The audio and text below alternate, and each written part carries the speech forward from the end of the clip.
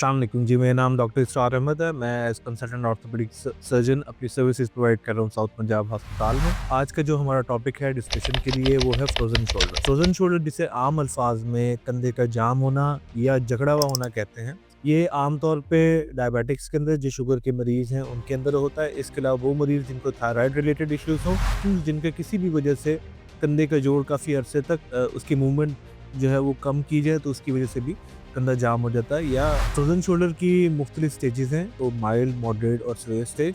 Mild के अंदर patient को पेन ज़्यादा होता है और मूवमेंट जो है वो पेशेंट की पूरी होती है। मॉडरेट के अंदर आहिस्ता-आहिस्ता जो है वो पेन कम होता जाता है, लेकिन मूवमेंट भी पेशेंट की रिस्ट्रिक्ट होती जाती है। इतनी रिस्ट्रिक्ट हो जाती है कि मरीज़ का कंधा मुकम्मल तौर पे जाम हो जाता है और सीवियर के अंदर जो है वो मरीज़ का कंधा और भी ज़्यादा जाम हो जाता है। उसकी मूवमेंट जो है वो बिल्कुल ख़त्म हो जाती है।